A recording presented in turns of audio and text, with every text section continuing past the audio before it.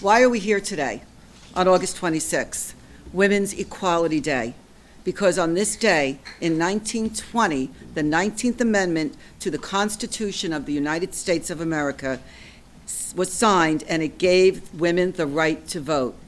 And it changed the face of the American electorate forever. On November 5th, women will use their vote to change the Constitution of the state of New Jersey by voting to raise the wage from $7.25 an hour to $8.25 an hour with an adjustment annual cost of living. An individual earning minimum wage barely earns $15,000 a year before taxes. And for women, 60% of whom are minimum wage earners, raising the wage is a huge step towards closing that gap, the opportunity gap, and the time is now. And back in 2005, working with Barbara and my other colleagues here, we raised the minimum wage. And back in 2005, we had the indexing in it, and it was taken out. And there was always, well, we'll create this committee, and the minimum wage will always go up, so, because we're Democrats, and Democrats will never deny it. Well, we never raised it. 7 years went by. Shouldn't have to wait 7 years for a raise. We can't wait for elected officials to get a conscience and say, well, when's the last time we did the minimum wage? The bottom line is we need to raise the minimum wage. We need to raise it and ensure that every year that they're not denied a raise. 7 years. Think about it. 7 years ago, I made a mistake because I went along with letting them pull it out. We're never going to make that mistake again. But what I tell you is when you give the working poor a little more money, they actually spend it. It actually gets back into the businesses, into the communities. And, and if it raises everyone else, that's good. And there is a certain sense of dignity that comes from being able to provide for your family. Today, more and more women are the head of households. And so we cannot ignore the gender wage gap. We cannot ignore that a disproportionate number of women, as a result of this governor's misplaced priorities, are being denied that same dignity that my father had by being able to support his family. Today, I think Laurel alluded to the fact that, what do you earn, $15,000 a year if you earn the minimum wage? And that's 40 hours a week. And, by the way, that's assuming that you don't get sick and your kids don't get sick.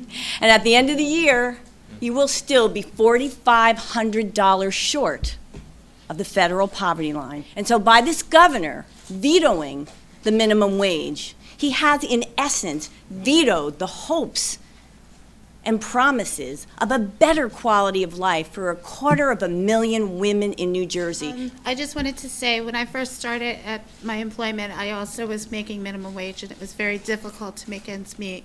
I'm now a mother of 3, and I know there's plenty of people out there like myself that are still having difficulties making minimum wage. And increasing the minimum wage and the annual cost of living, it would help a lot of us out there, and we really appreciate that. Thank you.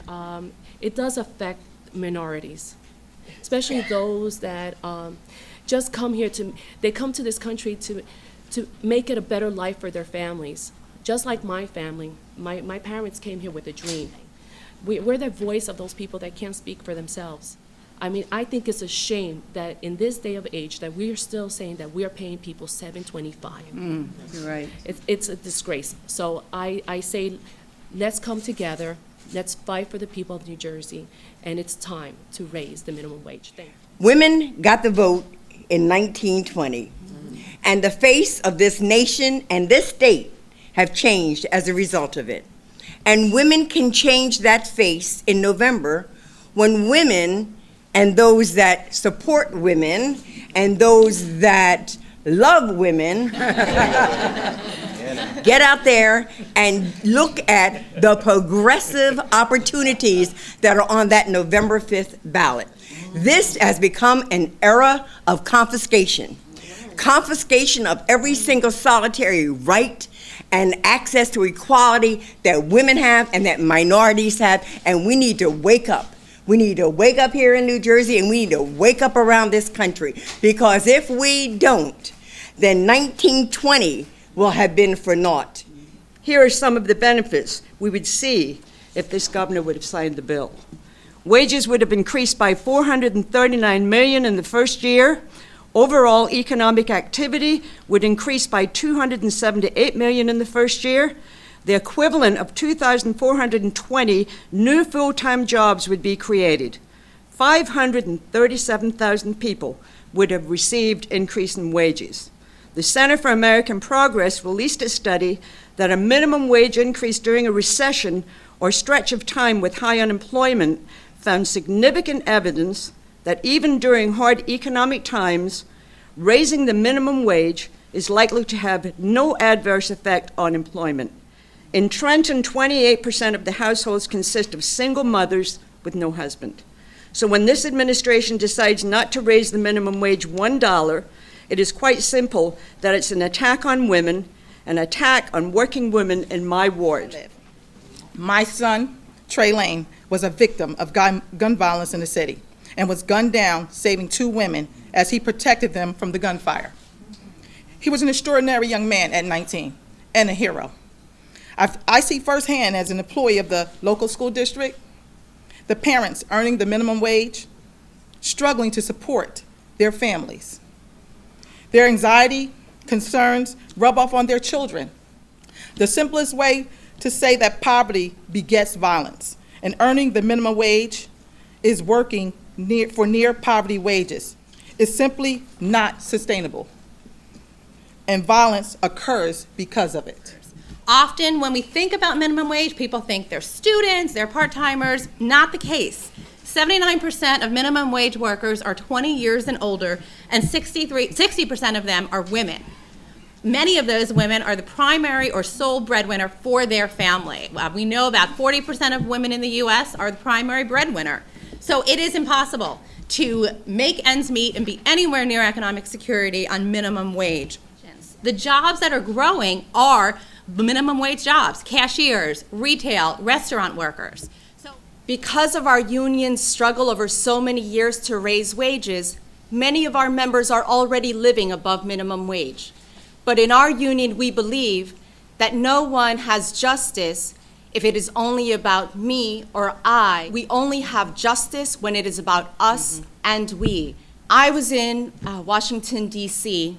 as thousands marched and commemorated what was a call 50 years ago for good jobs and economic justice, for freedom and protection for all. And remember that while we commemorated the March on Washington, the work continues, and it continues here in New Jersey.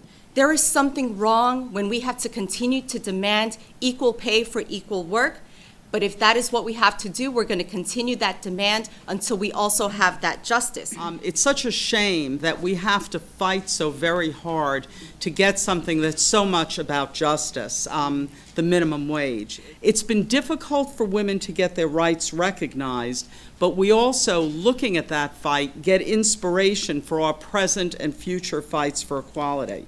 As you can see today, women still face great challenges. The first is the constant opposition of conservative forces to access to adequate health care. That's been a big fight in the legislature. And the second is equal access to the job market and unfair wages that women receive in comparison to men. In November, the fight will be about improving worker salaries. In this day and age, as I said, it is shameful that women still make 23% less than men, and we need to fix that.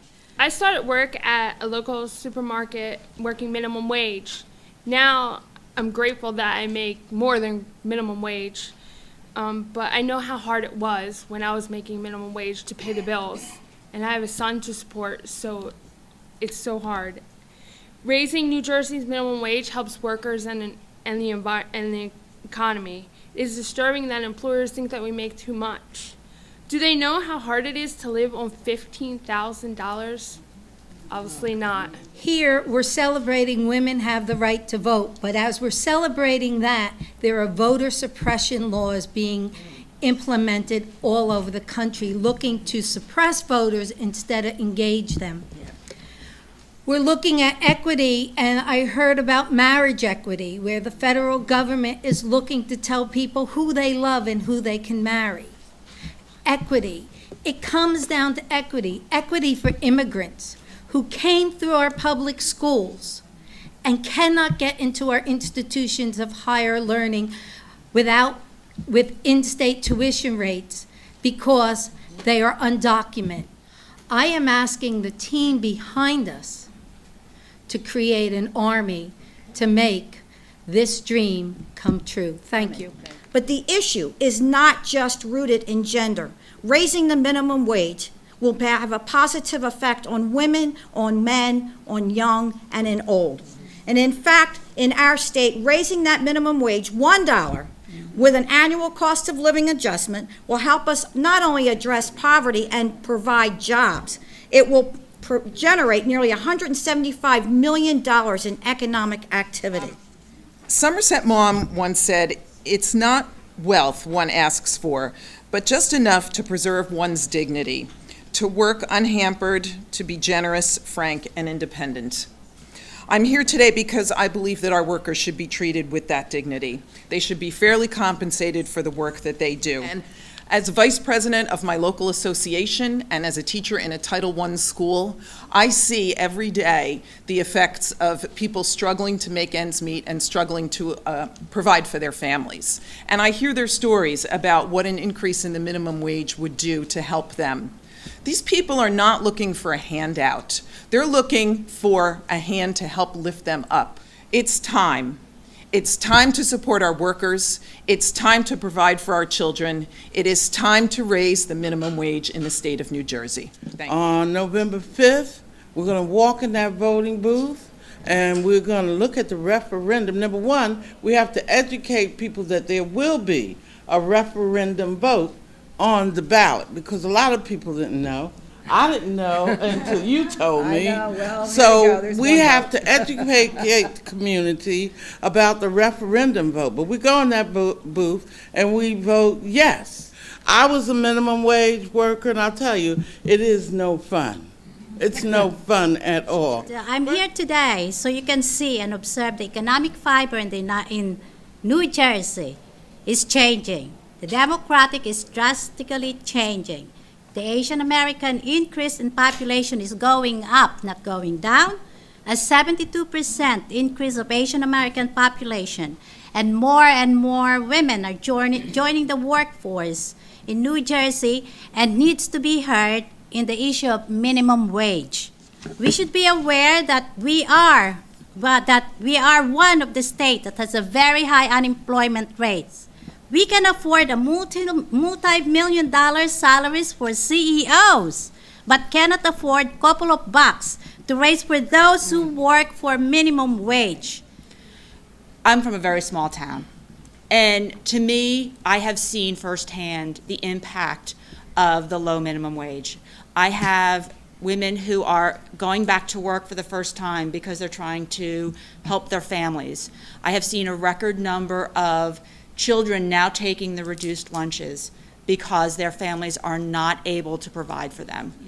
And the only way to get the word out and to raise the minimum wage is for us to talk to our friends, to use social media, put it up on Facebook, put it up on Twitter, keep it going and keep the movement. Because I'll tell you, most people don't know that this question is on the ballot. We know all about the Real Housewives, we know all about the Jersey Shore. Let's make sure everyone knows about the ballot question and raising the minimum wage. As I was planning on coming here, I was reflecting a little bit on Burlington County native Alice Paul and what she and so many suffragists did to get us so that we could have the right to vote as women. Women who were willing to starve themselves in prison so that we as women could have the vote. It is so important that we now exercise that vote in this upcoming election on November 5th. We cannot become complacent. We need to use today and Women's Equality Day to remember how important that vote is so that we can say that we as women are not okay with making 78 cents to every dollar that our male contemporary makes. We're going to tell our friends, we're going to tell our neighbors, and we're going to make sure that they exercise their vote as well on November 5th. We as a team can do this. We can do this for the women that came before us and those who will come after us. I want to underscore, as others have, that economic justice, economic equality is the undone work of the civil rights movement and of the women's rights movement. You cannot have freedom without economic security, without economic equality. This is so critical. Make no mistake, there is a very concerted opposition out there led by a couple of coalitions who are looking to undermine, not just stop, but undermine workers' rights in every state. They are opposing all of these minimum wage initiatives, so we need to be very concerted in making sure that we upend these arguments, especially these arguments about economy, business, and consumers, because that's what people hear when they go to the ballot box. So we need to counter that message that this is not going to raise your prices when you go to Walmart. It is absolutely unacceptable that women's income remains below the poverty level even when they are working full-time. The failure to raise the minimum wage not only keeps women poor, but it keeps their families poor. We know that women's health and economic well-being are inextricably linked, and that raising the minimum wage is a major step forward in eliminating health disparities and increasing economic opportunities. Instead of focusing on jobs and the economy, anti-women's health leaders in Congress and the states have been spending their time introducing bills restricting access to life-saving health care. That's why it is so important that we work together, as we have done so successfully in the past, to pass the minimum wage increase for New Jersey's working women. Over the weekend, I heard a New Jersey politician who's running for an office talking about how single women with children should suck it up and make it work the way his mother did.